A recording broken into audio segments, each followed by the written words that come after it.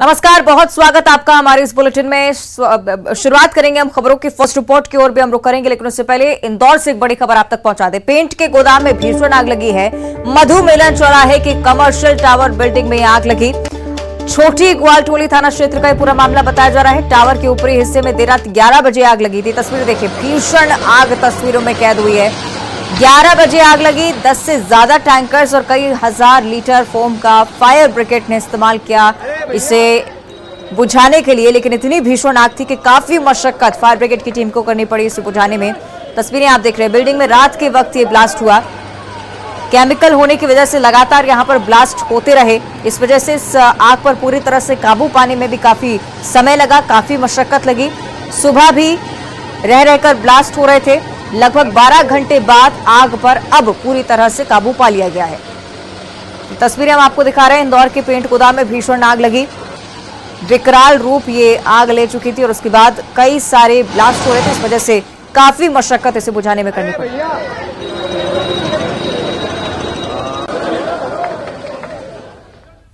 चलिए, ज्यादा जानकारी के लिए सहयोगी विकास का हम रुख करेंगे। विकास, क्या स्थिति फिलहाल घटनास्थल पर और किस वजह से आग लगी, क्या जानकारी?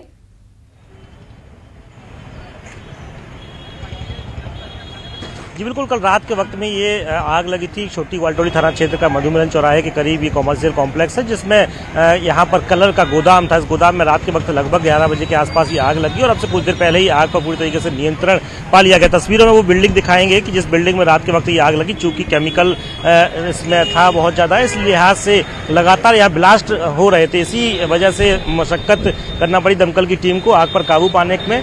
जैसे रात में लगभग जब 11:30 बजे के आसपास टीम यहाँ पहुंची तो आग पर काबू पाने का प्रयास किया। इस दौरान ब्लास्ट हुए तो दमकल की टीम को मशक्कत करना पड़ी। बहरहाल सुबह लगभग 6:30 बजे के आसपास आग पर काबू पा लिया गया था और उसके बाद जब टीम यहाँ से रवाना हुई, उसके बाद फिर से रहवासियों ने जानकारी आसपास के लोगों ने दी कि यहाँ पर ब्लास्ट हो रहे हैं। दमकल की टीम जब फिर यहाँ पहुंची तो ऊपरी माले पर बिल्डिंग के जाकर छत में एक बड़ा छेद किया गया। उसके बाद ऊपर से जब पानी का छिड़काव और फोम का स्प्रे किया गया, उसके बाद आग पर नियंत्रण पाया गया। इसमें लगभग 1 सैकड़ा से अधिक पानी के टैंकर का उपयोग किया गया। वही 8 फायर ब्रिगेड की गाड़ियां लगी हैं। इसमें लगभग 50 के आसपास दमकल कर्मी मौके पर मौजूद रहे और आसपास चूंकि जो रहवासी क्षेत्र है, यहाँ से कुछ दूरी पर मशक्कत दमकल की टीम को आग बुझाने में करना पड़ रही थी। इस वजह से मौके पर एसडीआरएफ की टीम को भी तैनात किया गया था। बहरहाल गनीमत यही है कि अब से कुछ देर पहले आग पर पूरी तरीके से नियंत्रण पा लिया गया है। चूंकि रात के वक्त जरूर पूरा इलाका खाली था, सुनसान इलाका था, इसलिए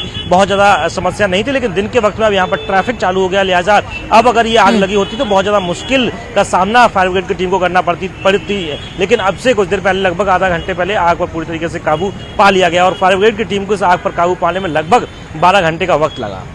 विकास, ये भी आपसे जानना चाहेंगे कि क्या अब पूरी तरह से आग पर काबू पा लिया गया है और क्या वजह का अभी तक खुलासा, किस वजह से पूरी आग लगी?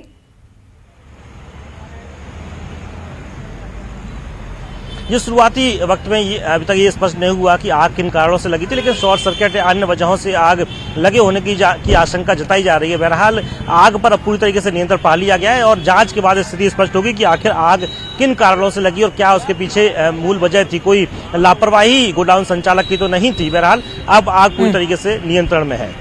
ठीक है, बहुत शुक्रिया आपका विकास इस पूरी जानकारी को हमारे साथ साझा करने के लिए। तो आपने देखा भीषण आग, जिनकी तस्वीरें हम लगातार आपको दिखा रहे हैं। आग की लपटें धधकती रही, फौरन फायर ब्रिगेड को सूचना दी गई। जिस तरह से हमारे सहयोगी भी जानकारी दे रहे थे, काफी मुश्किल था इस आग पर काबू पाना, इसलिए 12 घंटे की कड़ी मशक्कत के बाद ये आग बुझ पाई है। पेंट का गोदाम था, इसलिए लगातार ब्लास्टिंग की भी सूचना मिल रही थी और इसी वजह से आग बुझाना काफी मुश्किल हो रहा था।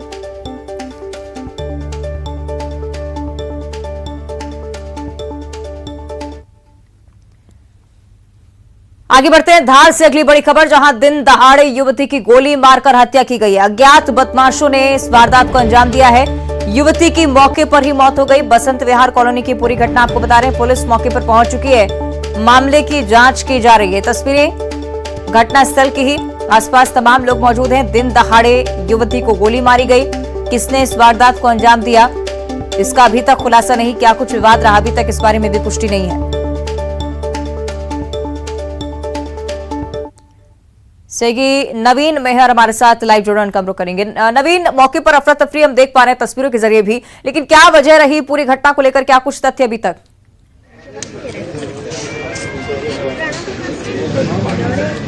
जी अवंतिका, बिल्कुल बताना चाहूँगा कि ये पूरी घटना जो है अब से कुछ देर पहले की है। धार की जो है बसंत विहार कॉलोनी में ये पूरी घटना हुई है। युवती को जो है दिन दहाड़ यहाँ पर गोली मार कर उसकी हत्या कर दी गई है। प्रत्यक्षदर्शियों को अनुसार बताया जा रहा है कि युवती यहाँ से गुजर रही थी, उसी समय जो है किसी अज्ञात युवक ने उसको धड़ाधड़ गोलियाँ चला दी और इस समय हम लोग मौके पर मौजूद हैं। हमारे पीछे जो है आप देख सकते हैं जो है पुलिसकर्मी और पुलिस की एडिशनल एसपी देवेंद्र पाटीदार को यहाँ पे मौके पर मौजूद है और साथ ही जो है क्राइम ब्रांच की टीम जो है वो भी यहाँ पे है और अभी हाल फिलहाल जो है पुलिस जो है जांच में जुटी हुई है और ये पता लगाने के प्रयास किए जा रहे हैं कि आखिर ये गोली जो है किस युवक ने जो मारी है। जी ठीक है, बहुत ही गंभीर मामला है, जरूरी है कि जांच पुलिस की तरफ से की जाए। इसे लेकर शुक्रिया आपका नवीन इस पूरी जानकारी के लिए।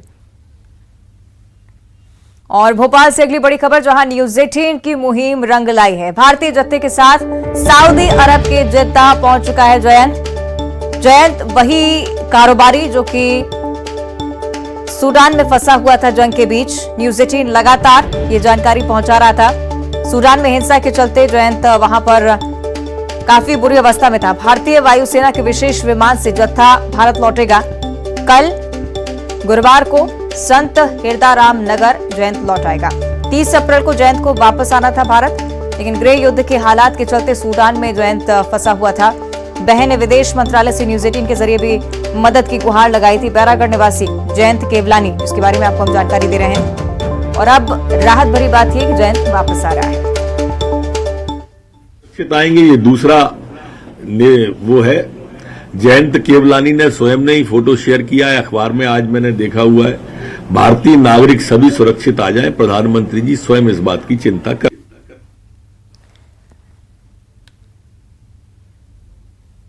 चलिए, ज्यादा चर्चा के लिए सहयोगी रंजना कामरो करेंगे। रंजना, खुशखबरी सामने आई है, जयंत वापस आ रहे हैं भारत। मुझे लगता है परिवारजनों के साथ आप मौजूद हैं, चाहेंगे उनसे आप बातचीत करें, क्या कुछ फिलहाल वो महसूस कर रहे हैं?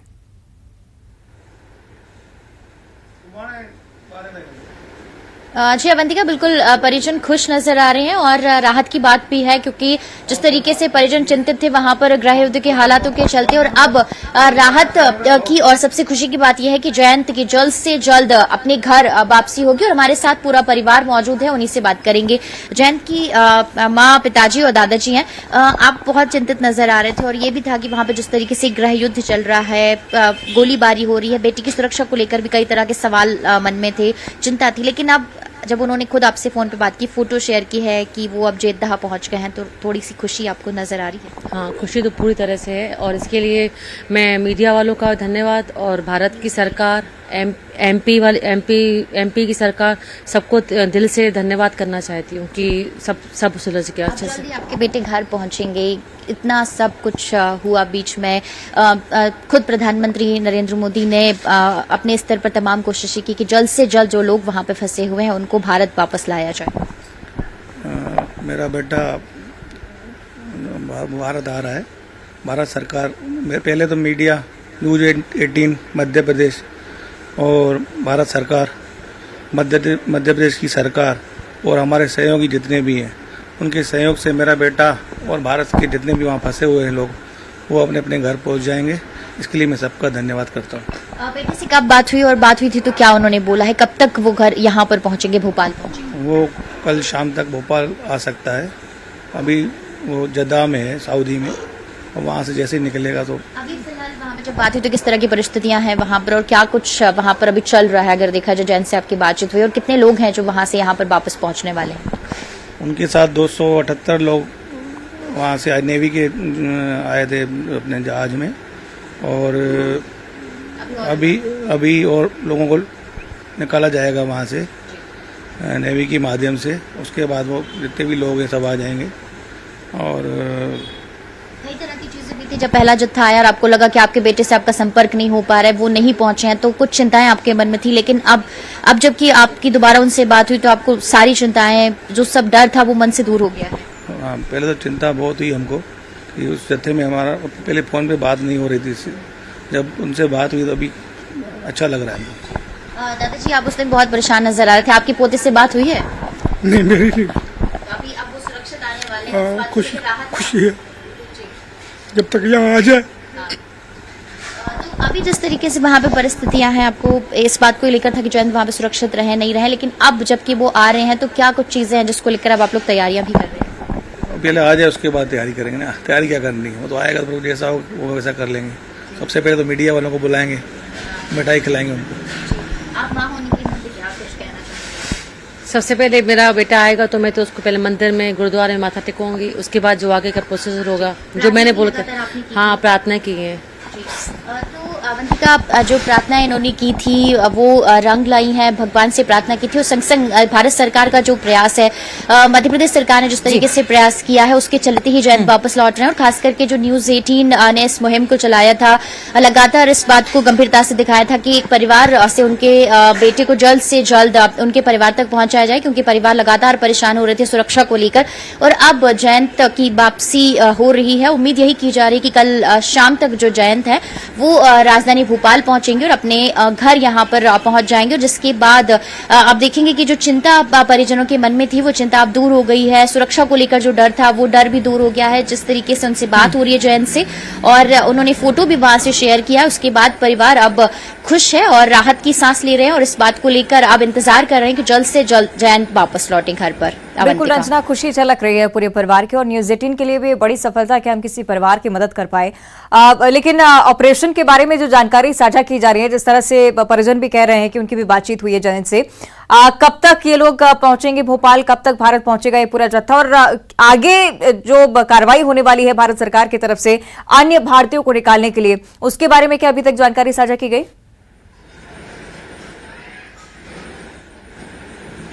जी अवंतिका, जो भारतीय वायुसेना का जो विशेष विमान है वो जो जत्था है भारतीयों का उसको लेकर आएगा और आज या कल सुबह इसके रवाना होने की बात जो है वो कही जा रही है। अभी फिलहाल जो जयंत है वो जेद्दाह में ही है और उम्मीद की जा रही है कि कल राजधानी भोपाल पहुंचेंगे। जब तक आपकी बात हुई थी नरेंद्र जी, तब तक जयंत अभी जेद्दाह में ही है या वहां से रवाना? ठीक है, माफ कीजिएगा रंजना, आपको रोक रही हूँ, आप बातचीत बरकरार रखेगा। हम सीधी तस्वीरें दर्शकों तक पहुंचाते। सीएम शिवराज सिंह चौहान कर्नाटक में चुनावी प्रचार में शामिल होने के लिए पहुंचे, यहाँ पर सभा को संबोधित कर रहे हैं। इंजन बना है भारतीय जनता पार्टी की सरकार में। केवल दक्षिण भारत नहीं, पूरे भारत के विकास का इंजन आज बना है तो कर्नाटक बना हुआ है मेरे बहनों और भाइयों, कर्नाटक बना हुआ है।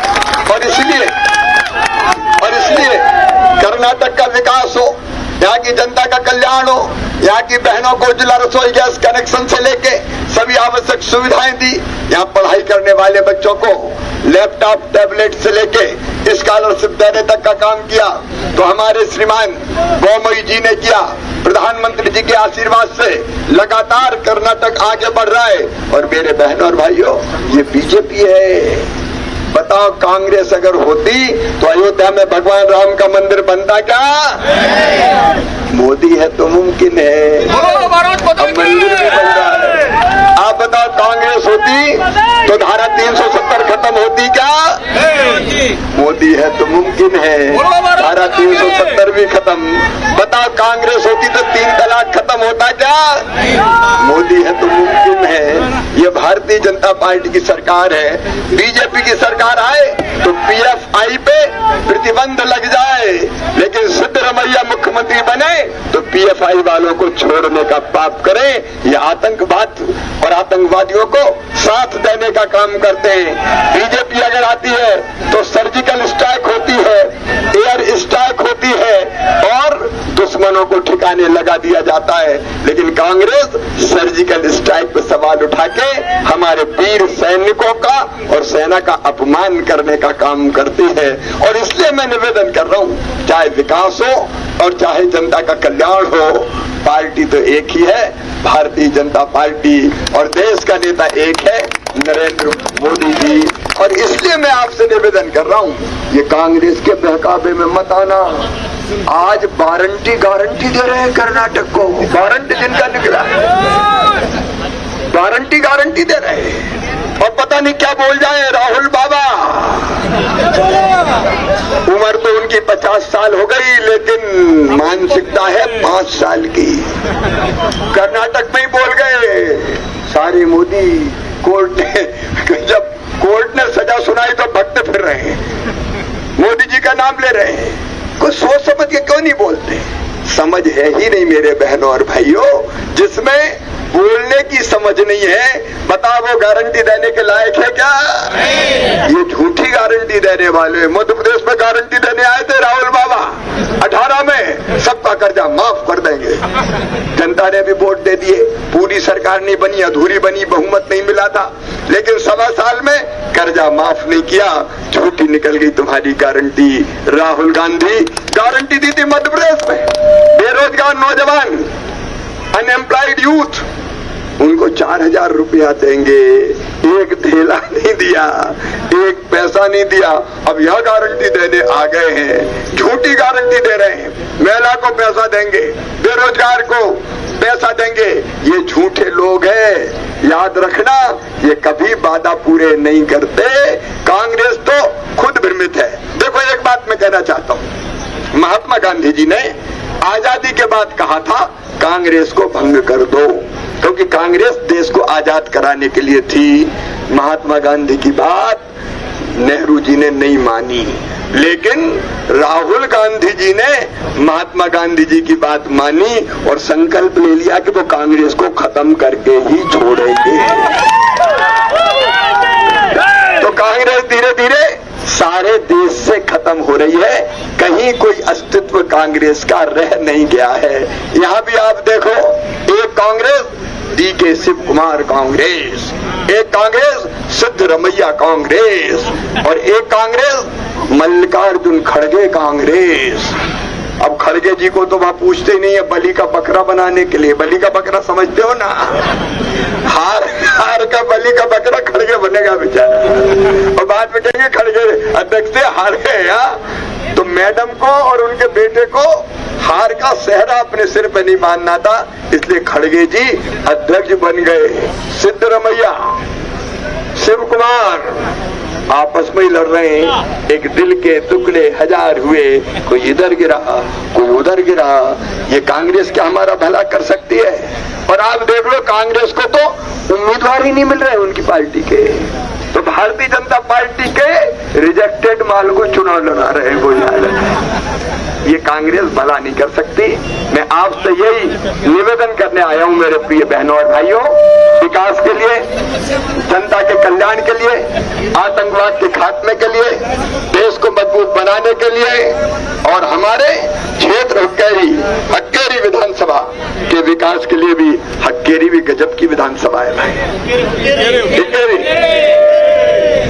हुक्केरी, अरे वारी हुक्केरी, मजा आ गया आज यहाँ के।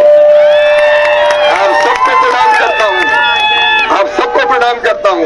हुक्केरी विधानसभा के विकास के लिए कमल के फूल की बटन दबाइए और निखिल नौजवान आदमी हैं। पिताजी, आप देख रहे थे मुख्यमंत्री शिवराज सिंह चौहान को। कर्नाटक के हुक्केरी विधानसभा क्षेत्र में चुनावी प्रचार की कमान संभाली हुए हैं सीएम शिवराज। आगे बढ़ते हैं, रुक करेंगे अन्य बड़ी खबरों का भी। दंतेवाड़ा से अगली बड़ी खबर, जहां सड़क बंद होने से 2 मरीजों ने दम तोड़ दिया। एक शिक्षक और एक महिला की मौत हो चुकी है। जिला अस्पताल नहीं पहुंच पाई थी एम्बुलेंस। कुआकोंडा से जिला अस्पताल रेफर किया गया था, लेकिन जाम की वजह से एम्बुलेंस फंसी रही। 2 लोगों की मौत हो गई, जिसमें एक शिक्षक शामिल है, एक और महिला जिसकी मौत हुई है। जिला अस्पताल एम्बुलेंस नहीं पहुंच सकी। तस्वीरें में आपको मार के दिखा रहे हैं किस तरह से वाहन की लंबी कतारें यहां पर लगी हुई हैं। जिला अस्पताल के रिफर केस था, तो हम लोग लेके जा रहे थे। मसीनार के पास पेड़ गिरा हुआ था, तो रास्ता बंद होने के कारण हम लोग वापस आ गए और कार आ रही थी, उससे जानकारी मिला कि सातधार के आगे जो पुल का काम चल रहा है वहाँ का डायवर्सन बह गया था। उसके कारण अपन जिला अस्पताल जा नहीं पाए, तो पेशेंट को वापस लेके आ रहे थे, तो रास्ते में उनका डेथ हो गया। सही के सत्यनारायण हमारे साथ फोन लाइन पर जुड़ रहे हैं। सत्यनारायण, क्या स्थिति फिलहाल मौके पर, क्योंकि दुखद जानकारी है कि दोनों लोगों को बचाया नहीं जा सका।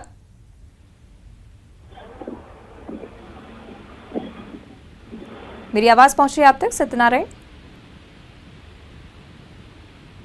चलिए कोशिश करेंगे हम संपर्क करें उनसे, लेकिन ये मार्ग देखिए आप, यहाँ पुल निर्माण का काम चल रहा है और उसी वजह से वाहनों की लंबी कतारें, जाम की स्थिति, और इस जाम की वजह से एम्बुलेंस आगे नहीं जा सकी। एक शिक्षक और एक महिला की इस घटना में मौत हो गई, क्योंकि जिला अस्पताल लेकर नहीं पहुंच सके दोनों को। कुआकोंडा से जिला अस्पताल ले जाना था। सड़क बंद होने की वजह से दोनों मरीजों ने रास्ते में ही दम तोड़ दिया। निवासियों को भी काफी परेशानी हो रही है। सहयोगी सत्यनारायण ज्यादा जानकारी के लिए जुड़ रहे हैं। सत्यनारायण, क्या स्थिति फिलहाल मौके पर?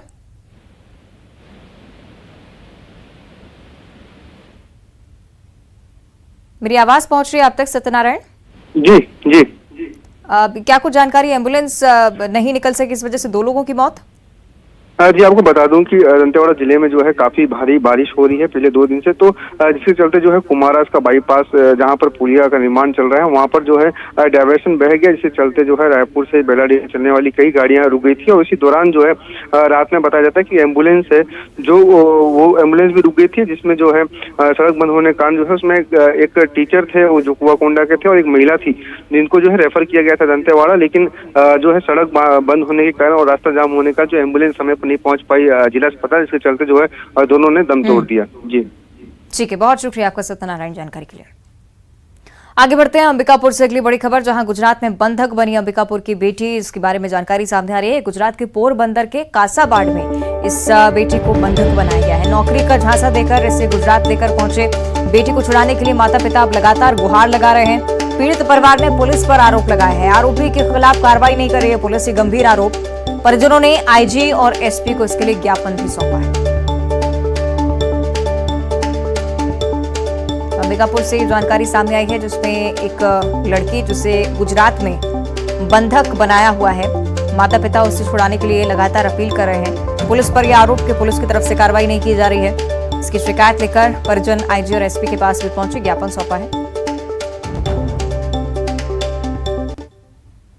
और इसी के साथ बुलेटिन में इतना ही। नमस्कार।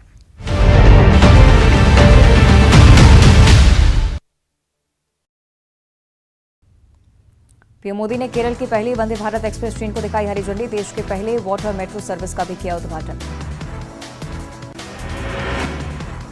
कर्नाटक के चुनावी दौरे पर पहुंचे केंद्रीय गृह मंत्री अमित शाह का कांग्रेस परिवार, कहा लोकतंत्र में परिवारवाद के लिए जगह नहीं।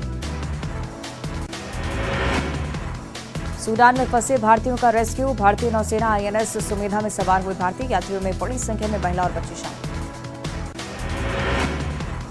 उमेश पाल हत्याकांड में फरार शाइस्ता और गुड्डू की तलाश तेज। कई ठिकानों पर पुलिस की दबिश। पश्चिम बंगाल के मुर्शिदाबाद में मिली गुड्डू की लोकेशन। अतीक और अशरफ के आईएसआई कनेक्शन पर बड़ा खुलासा। जीशान कमर की पासपोर्ट बनाने में अशरफ ने की थी मदद। दिल्ली के सरोजनी नगर